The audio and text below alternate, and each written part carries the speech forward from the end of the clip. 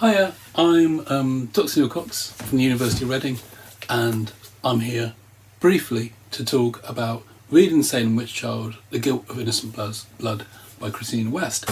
And since I've read this book, it's really helped me engage with a lot of literature that I've been reading, and is, dare I say, it's kind of useful, as well as an inspiring kind of text. And I keep finding myself coming back to it and thinking about it anew. And that was certainly the case this week, because I've just read The Manningtree Witches by A.K. Blakemore. It's amazing. I mean, it's got amazing reviews, and for once it really does live up to the hype. It's a wonderful, wonderful book. Blakemore's a well-regarded poet, and there's an amazing precision in this prose, and actually the structure of the whole text.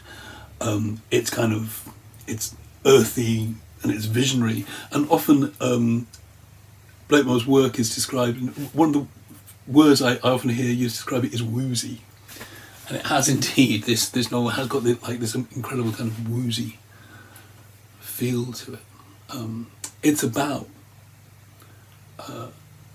17th century witch trials in Essex, and the baleful, pathetic life of Matthew Hopkins, the Witchfinder General. But most importantly, it's about the lives of women wrongfully accused, and it's trying to give voice to otherwise voiceless individuals, I think. Although, however, as Blakemore says in afterward, that actually, because the court records can still be accessed, what would have been voiceless individuals actually have a voice.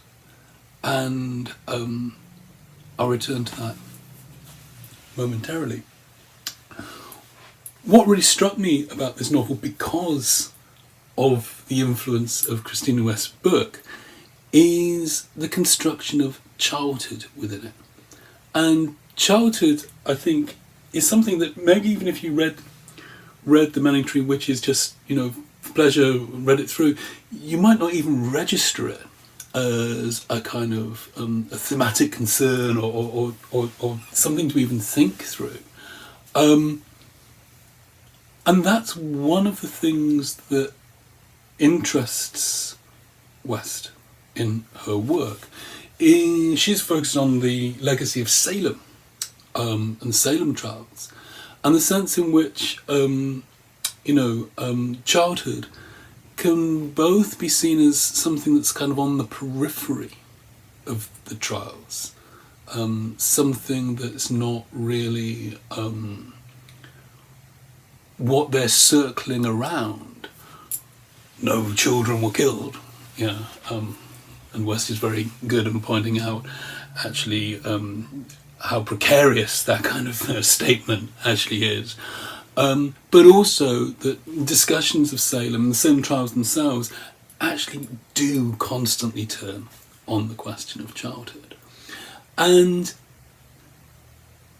Blakemore's interested in and she says about these court records that kind of grant insight and voice to people whose peripheral status in society would have otherwise probably seen them kind of disappear from the record. Blakemore says that she wants to do kind of justice to the character that comes through these voices, a character that radiates, she writes, from the written word of the trial. And I'm kind of interested in what that process of doing justice, and doing justice to character, and doing justice to a voice, what that kind of means in terms of childhood.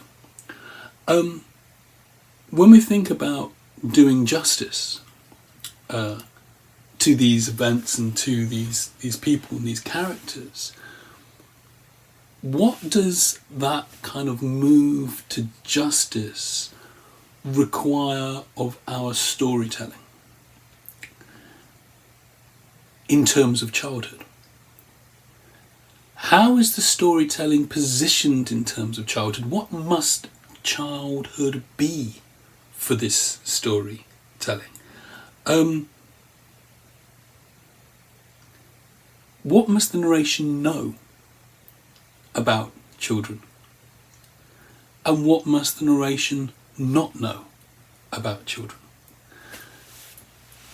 The narration in the Manningtree Witches is extraordinarily subtle. It's for the most part, it's a first-person narration by one of the accused, who survives, called Rebecca West. But at certain stages, it seems to shift into something that cannot quite be her point of view, in a sense.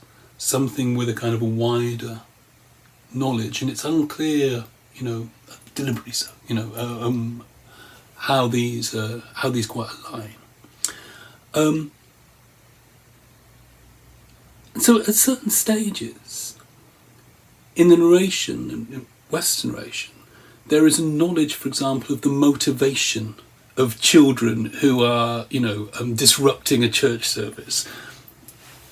West knows why they're doing this. She's got the insight into why they're doing this. And in fact, she's got insight into the motivation of the appalling clergyman as he speaks. That's all kind of known.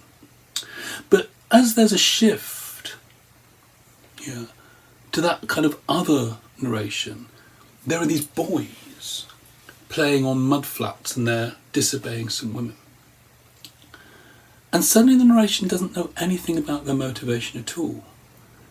These boys are a kind of a mystery. There suddenly is a limit to the narration.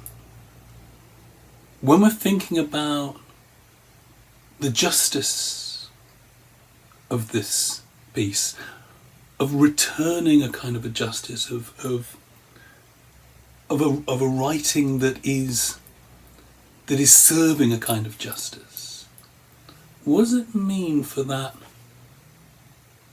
not knowing to be part of that move to justice? Why is it that the boys, as they're playing, cannot be known? And then one of the boys gets ill and, is he bewitched? And as he is bewitched or whatever, there is again a complete lack of knowledge of his motivations and his experience. His behaviour can be known. But he seems to be one point at which the narration just cannot have an insight into internal motivation. There is a kind of a limit to this. And I'm just thinking, it actually gets much more complicated, this, because there's a point where Rebecca West narration does, but that's for another time. Don't worry about it. For now, I'm just thinking about what that kind of not knowing might mean. And to a certain extent, I think it's about pathos. It's about the innocence of this boy. That we cannot know him. That there is a kind of a pathos in not knowing him. There's a pathos in the mystery of his suffering. You know what I mean? A kind of your heart goes out. But also a purity to him that is about him being kind of withheld from the narration. On the other hand, though, this kind of not knowing is also like the "we will never know," with which Blakemore, in the afterword, answers the question of Matthew Hopkins' motivation. What does it mean not to know the boy? Elsewhere, Hopkins is known, as is the thinking of Rebecca West and many of the other characters in this text, and as I said, are the children. But there seems to be a difference between the children and the boy. Children can be known, boy cannot be known. The boy is never a child. There is a split here necessary to the justice of the piece between what is a boy and what is a child, but a child itself is something that is split. The child is not simply one thing. Thus, for example, I read At one point, Rebecca says to the man that she initially loves, or thinks about the man that she initially loves, she says, everything that passes between us I commit to memory, like a child pressing violets between the pages of a prayer book. Elsewhere, the accused prisoners know the jailer's heavy tread as wicked children know their mothers. And again elsewhere, horrible Matthew Hopkins, like a wronged child making an appeal to a hated father's authority. When Hopkins leaves villages after he's done his terrible work, he does so leaving people with faces clean and gleaming like children ready for morning school. The bystanders, the executions, their grievances are understood by West to be childish. In all these cases, the child is something other than the named individuals. They are like a child, they are not a child. Child is something other to them.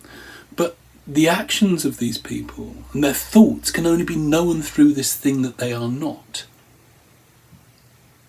And this thing, this child, well, it's a thing of grievance. It's gleaming and ready. It's wronged and it's wicked. Childhood kind of cuts across the divisions in this society. It kind of iterates. But even if it does so, it's that very kind of cutting across an iteration that actually, in some way, installs the very divisions that it would seem to problematize. Childhood, in one sense, is held in common, but it's only held in common by being split. And in one sense, this should come as no surprise, because, this is a text in which, as in our own world, witch is something that we can take on as an identity, and an identity of resistance and joy and hope. But it is also that name that they call us. There is an iteration and a division and a cutting across, which is also a horrible sameness. And really, this is one of the things that West does with such extraordinary confidence in this book is to read through that kind of problematic construction of childhood. For the Manningtree Witches, I want to think, what does the child mean for the dispensing of justice, in the giving of a voice, in the widening of the term witch, and the revelatory precision of it too? How must the child be figured in this? What is its part, the child's part, in redistribution? And it's a concern, again, that is absolutely there in reading the Salem Witch Child. Our understanding of witchcraft narratives is about the haunting or iteration of childhood.